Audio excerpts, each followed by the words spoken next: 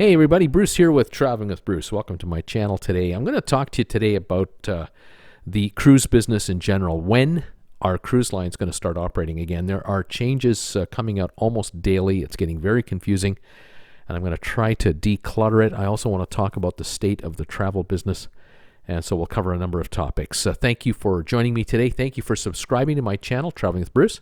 Thank you for giving my video updates thumbs ups. I really appreciate it. Also, all of you who are commenting on my channel, thank you very much for that. Those of you who are joining me on my Facebook group page, welcome all of you. A lot of us hang out there. By all means, come on over and visit us on my Facebook group page. Also, the Instagram page for Traveling with Bruce. More and more people are coming over there too. We really enjoy having you all join us. All right. Let's get into the topic du jour. Today's date, February the 11th, 2020. Let's try that again. Today's date, April 11th, 2020. I still think it's February the way this is going. What a couple of months. Since January, when this dreaded virus began to show its ugly head, things have really changed, and it's not a week goes by, folks. Not a single week goes by that things change again and again and again and again. It's just been 10, 12 weeks of change, and YouTubers like myself and others were trying to stay on top of these constant stories. It's not easy. Now, let's get into when will cruise lines cruise again. A number of factors, and I'm going to talk right now from the North American angle for a moment, but the European angle is pretty well similar to what I'm talking to you about. The Asia angle is still totally up in the air, as is Australia. But here in North America, Canada and the United States, of course, being so linked by similar tastes and likes, travel styles, and being the world's greatest trading partners. Canadians love to travel to America. Americans love traveling to Canada. Canadians and Americans love cruising. We love traveling. And at the moment, everything is, well, of course, shut right down. The cruise ports, first of all, in Canada, no cruise ship can come into a Canadian port at the moment on a scheduled run. Of course, if there were an emergency and a cruise line needed to dock for an emergency reason, yes, the Canadian authorities would be very accommodating to look after people in need. There's no question about that. American ports have been closed as well, but Florida, the ports there, and also in Los Angeles, between San Francisco and San Diego and so on, they have allowed ships in also under duress. This is just expected. This is just human beings looking out for human beings. It is not an American thing. It's not a Canadian thing. It's the right thing. And I applaud all port authorities that allow ships in to render assistance without question. But in Canada, just kind of explain this a bit further, until July the 1st, there will be no cruise ships coming into any Canadian port, either on the East Coast or the West Coast, with 500 or more passengers. So that effectively shuts down the majority of the cruise market right there. That could be extended by the Government of Canada. It all depends on how this virus spreads out. In the United States, most ports have officially ceased to welcome cruise ships in on a regular basis. Let's be reasonable. There are no cruise ships sailing regular cruises right now. None anywhere. And the CDC, the Centers for Disease Control in the United States, just in the past, say, 48 hours, modified their no sailing policy, and they have put in effect a new 100-day no sailing policy. Now, what does this mean? 100 days from what? It sounds like it's 100 days from April the 10th. Now, you want to add 100 days to April the 10th. That means 3 months and at least 10 days. So that's May, June, July 10th plus 10 days, July 20th.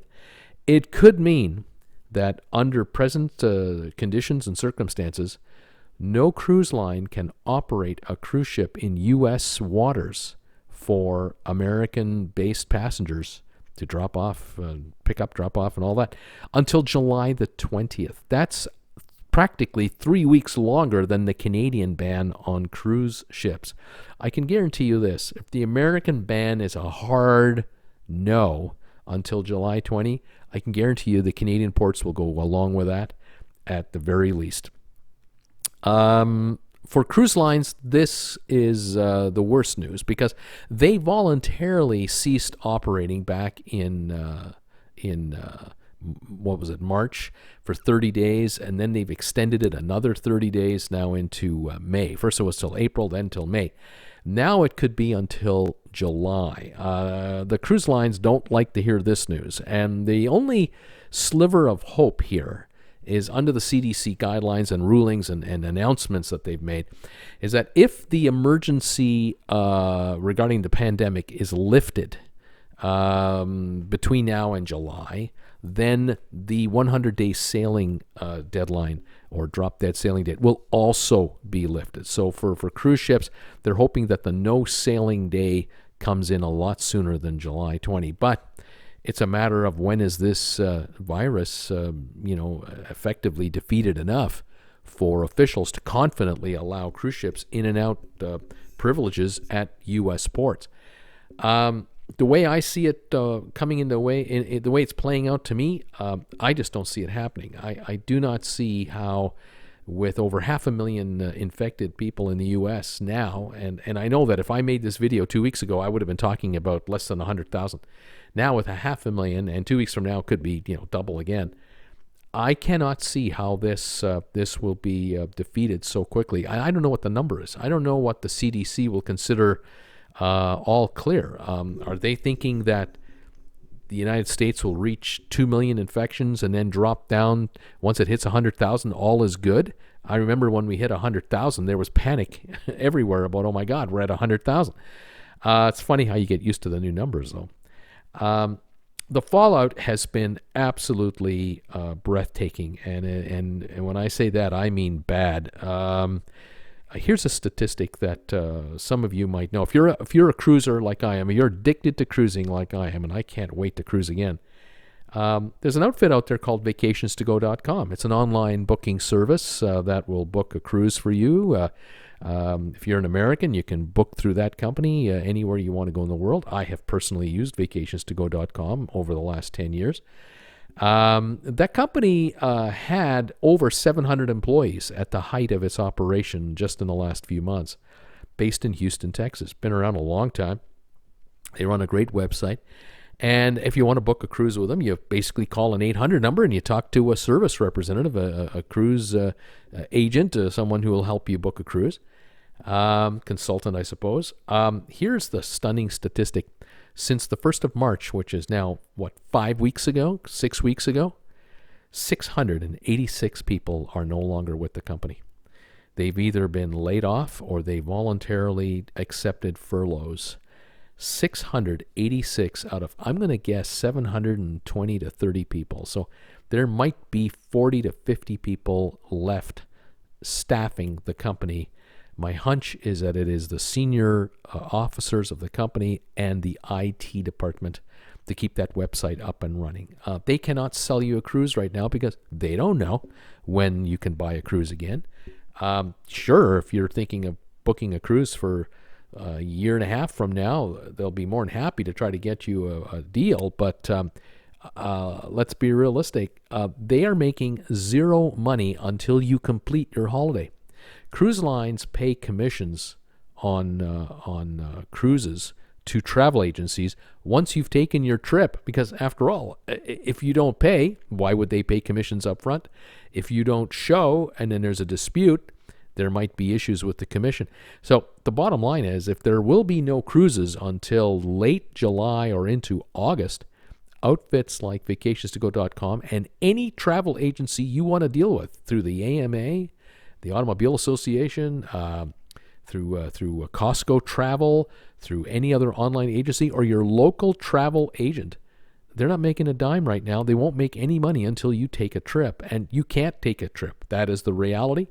You're not allowed to take a trip in the case of a cruise line at this point. So not surprising to hear that many people have been laid off from that entity. Now, I am hearing that some home-based travel entities are coming through pretty well unscathed. Makes sense to me because everyone is at home. And if you're self-employed at home as a travel agent, yeah, you're sort of employed, but you're not making money either because your existence is basically commission-based.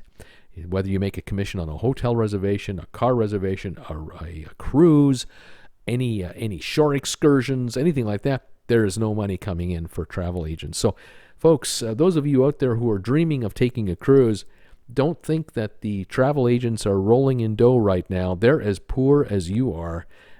They're unemployed. They might be self-employed at home, but they're self-employed without income coming in, and everyone is seeking relief and assistance to get by. So it's pretty rough out there. Of course, all the hotel companies, their call centers are down to a trickle of what they used to be. The airlines have probably done all kinds of layoffs and furloughs of their call center employees to reserve a flight for you or change a flight. Cruise lines, they're backing off staff, not only the crews on board, but head office staff, the marketing staff. If this lockdown is in effect into and through July, you can pretty well kiss virtually any cruise to Alaska goodbye. There might be some Alaska cruises in August, but boy, after that it gets real thin in September, October. It starts to get cold. All the communities up and down the coast in Alaska are going to have a bad year. There won't be any RVs either, folks, in Alaska. The RV business is going to be hurt. People are just not going to be allowed to camp and go into campsites because of the lockdowns that might be extended right through the summer months this year. So, folks, wish I could give you happy, dancing music. We could sing Kumbaya around the campfire. We can't even do that. At the moment, we are on a lockdown. It might get more severe. It's a state-by-state issue in the United States. It's a province-by-province issue in Canada. And it's a country-by-country issue in Europe. And right now, it does not look very good. And I wish I could wish it all away, but I can't. And again, thank you, those of you who are following me, again, for subscribing to this channel, gave my videos thumbs ups, commenting, visiting me on Facebook and on Instagram. We're going to stay on top of these developments and try to give you the up-to-the-minute info as it comes out. In the meantime, stay warm, stay safe, stay healthy, and thank you, everybody. Bye for now.